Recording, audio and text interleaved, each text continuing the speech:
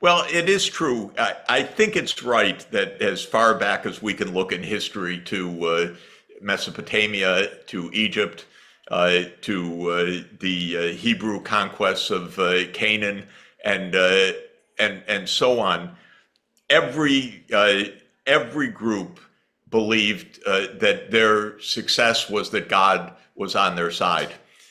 When Britain became the dominant power in the 19th century, it didn't say, well, we were lucky we had the steam engine. Now we can kick the shit out of everyone else.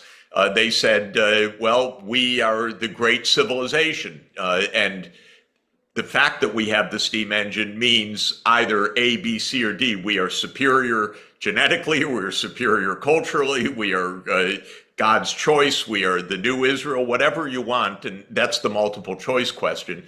But it's always some confirmation of superiority. So this is, again, I think, pretty deep-seated culturally. It manifests itself in different ways. And but why doesn't it self-correct? Well, I think one thing, and it's for me, I believe my lucky life experience and professional experience is that early on I decided I wanted to work on the issues of economic development because I thought, why do we have poverty still? This is a wealthy world. And so I spent most of my time looking at the United States from the outside in. Most of my students have been foreign born, I would guess, if I added them up over the years. I have students in senior positions in governments all over the world. So for me, it would be pretty weird to be seeing things from a US perspective. I know that when a senator or a congressman, and they really do prove your point about how hard it is to know whether they're idiots or whether because they're dumb on top of everything else in general. They're poorly educated, but they don't even know what they're talking about. They've never been to the places they're talking about. They haven't. It's just unbelievable to listen to them. But I don't think that it's just conniving. I think it's deeply rooted in this self-superiority and in the channels of information. And my main recommendation in life, period, is talk to someone else.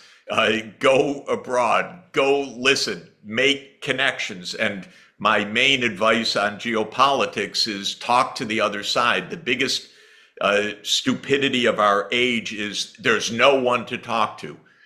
Well, this is partly a lie, but it's partly a misunderstanding. I get a lot of hate mail, I would say, from Israel right now, because I'm speaking out that what Israel is doing is completely ruthless and genocidal.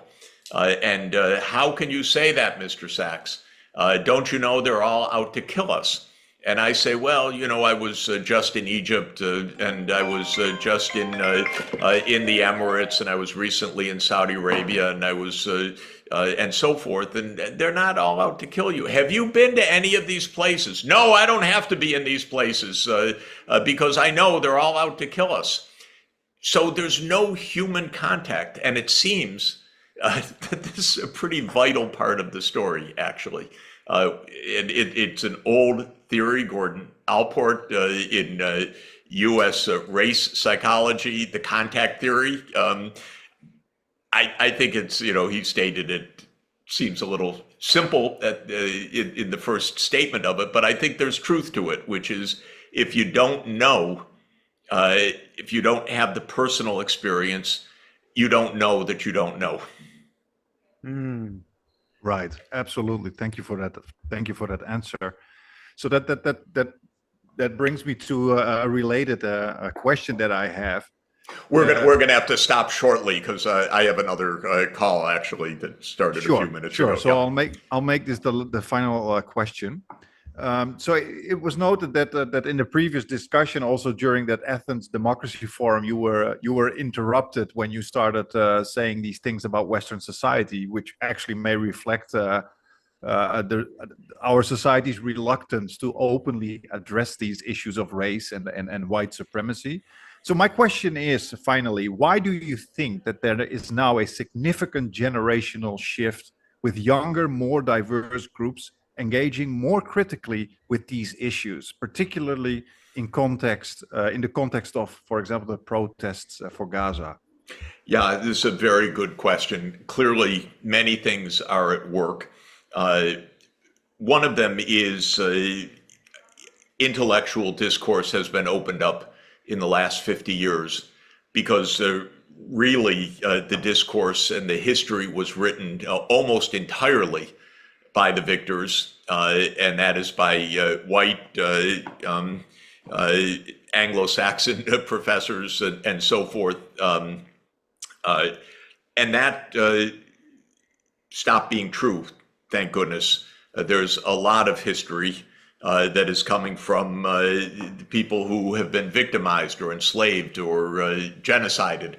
And this is, students read these things, so the students are well aware of things. The fact that students read these things is now being attacked by the Congress in the United States wholeheartedly. How dare you we have our idiotic columnists in the New York Times telling us what students should read and so forth.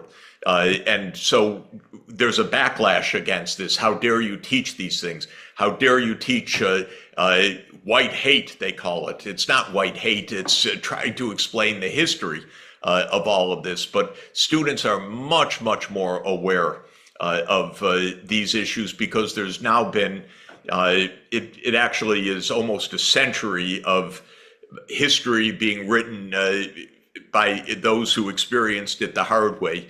In the United States, the greatest breakthrough in history writing, unbelievable, was W.E.B. Du Bois and Black Reconstruction, because one African-American genius took on the entire academic establishment to rewrite American history, and he did it successfully because he was such a genius, and the history that was being told was such a lie.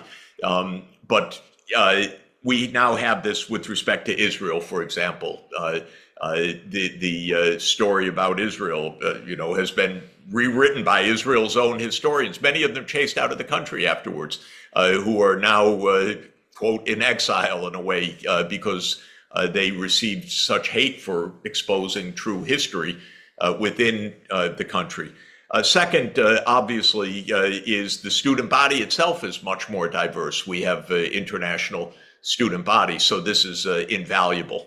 Invaluable for us, the faculty, and invaluable for the other students. And the third is the social media, which is you see things in front of your eyes, not screened by one national station or one broadcasting unit, or we used to have 3 in the United States.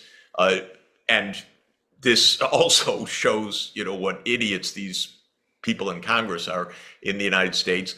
They decided, well, now we have to shut down TikTok.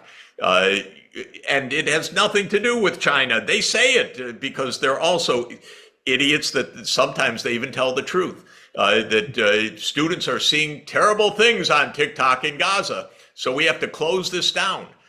So this is also part of what's happening. We have a much more open discourse, but the truth of the matter is it's not open enough.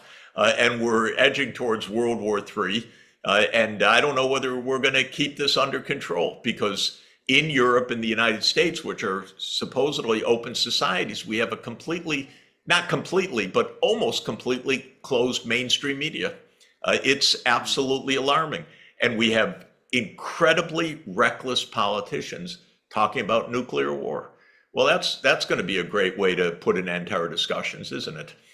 This is really the biggest danger right now, which is that as this kind of white-dominated world comes to an end, this Western European, US-dominated world comes to an end in the right way, which is through the rise to power and dignity and sovereignty of all parts of the world, how desperate will the US be, or NATO, to hold its supposed illusory delusional advantage? This is what we're in the midst of right now, this question. Yeah. Well, maybe we'll see a political version of the Planck principle where science advances one funeral at a time. Maybe politics will do the same. Well, let's not do it one war at a time. We can't afford Yeah. that. So we really need to make some breakthroughs, and I'm very proud of our students in helping that this year.